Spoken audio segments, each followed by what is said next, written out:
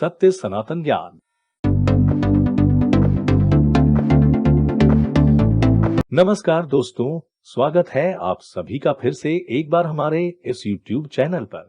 दोस्तों, भगवान जिसकी पूरी तरह से व्याख्या भी नहीं की जा सकती, लेकिन हमारे वेदों में कई ऐसी व्याख्याएं की गई है जो हमें परम सत्य जानने में मदद करती है।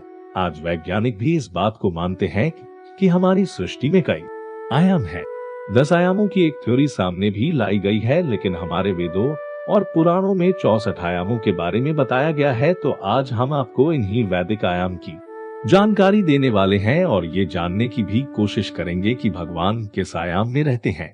लेकिन उससे पहले यदि आप चैनल पर पहली बार आए हैं और अभी तक इस चैनल को सब्सक्राइब नहीं किया है तो अभी सत्य सनातन ज्ञान चैनल को सब्सक्राइब कर लीजिए, जिससे आपको समय समय पर इसी तरह सनातन धर्म से जुड़ी जानकारी प्राप्त होती रहे। हमारी भौतिक सृष्टि 3 आयामी है, जिसमें पहला आयाम है ऊपर नीचे होना और दूसरा आयाम है दाएं बाएं होना। हमारा टीवी भी 2 आयामी होता है, जिसमें कोई भी चीज या तो ऊपर नीचे या दाएं बाएं जा सकती है। लेकिन हम 3 आयामी संसार में रहते हैं, जिसमें हम ऊपर नीचे के साथ साथ दाएं बाएं भी जा सकते हैं। और तीसरा आयाम है आगे पीछे होना, इसे ही 3D कहते हैं। हम इसी 3 आयामों में बंधे हुए हैं। जबकि चौथा आयाम है समय। इस आयाम को हम सिर्फ आगे बढ़ता हुआ महसूस कर सकते हैं, हम इसमें पीछे नहीं जा सकते। हम सिर्फ इन 4 आयामों को ही महसूस कर सकते हैं, यही हमारी सीमा है।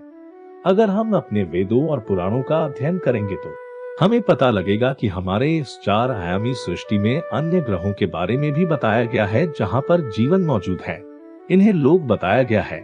इस तरह 14 लोक बताए गए हैं, जो है सत्यलोक, तपलोक, जनक लोक, महर लोक, स्वर्ग लोक, भुवर लोक, भूलोक, अताल, विताल, सुताल, तलताल, महाताल, रसताल और पाताल।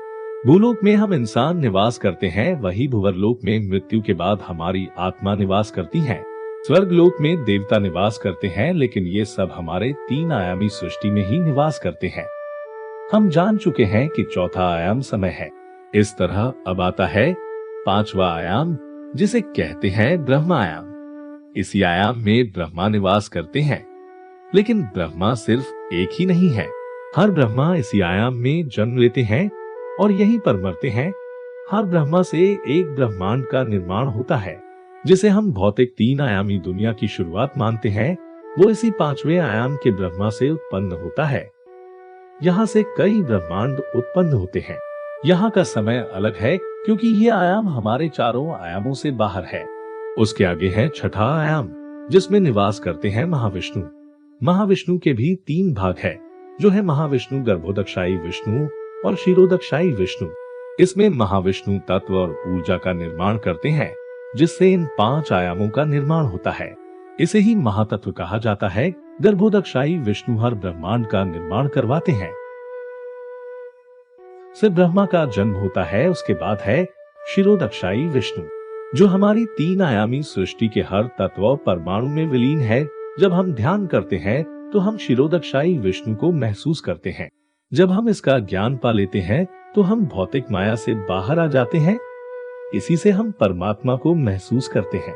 इसके बाद है 7वां आयाम, जिसे सत्य आयाम या ब्रह्म ज्योति कहते हैं। योगी जब गहन साधना करते हैं तब वो इसी आयाम को महसूस करते हैं।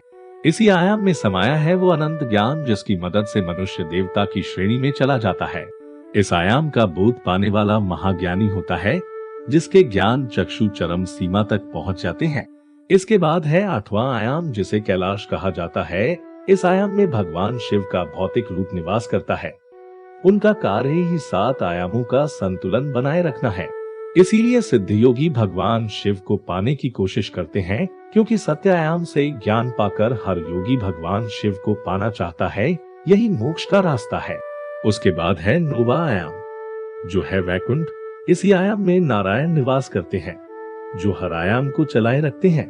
मोक्ष को प्राप्त करने का मतलब ही इस आयाम में परमात्मा में समा जाना है। हर आयाम इसी से बना है। यही आयाम निर्माण का स्रोत है। मोक्ष की प्राप्ति पर हर आत्मा शून्य होकर इस आयाम में लीन हो जाती है। इसके बाद है 10वां आयाम, यानी कि अनंत आयाम। यही वो आयाम है जहां पर परम सत्य परमात्मा निवास करते हैं। ये आयाम हमेशा से मौजूद था। हिंदू धर्म में इन्हें ही अलग अलग नामों से जाना जाता है। इन्हें ही निराकार अनंत सदाशिव कहा जाता है। इन्हें ही सत्य विष्णु भी कहा जाता है। इन्हें ही अलग अलग नामों से जाना जाता है। इन्हीं का अंश हर आयाम में अपना कार्य कर रहा है। इसी आयाम के अंदर ही किसी ना किसी रूप में 64 आयाम बसे हैं। हम उसकी पूरी जानकारी नहीं जुटा सकते क्योंकि हमारा बोध उस तरह का ही नहीं है। हम सिर्फ वेदों और पुराणों की सूत्रों को जोड़कर ही ज्ञान पा सकते हैं। दोस्तों, हमने इस वीडियो को बनाने में बहुत ही मेहनत की है। कृपया इसे लाइक और कमेंट जरूर करें। अगर आपको जानकारी अच्छी लगे तो इसे अपने दोस्तों, रिश्तेदारों का साथ शेयर अवश्य करें। ऐसे ही सटीक जानकारी के लिए हमारे चैनल को सब्सक्राइब करें। मिलते हैं अगले वीडियो में, तब तक के लिए नमस्कार।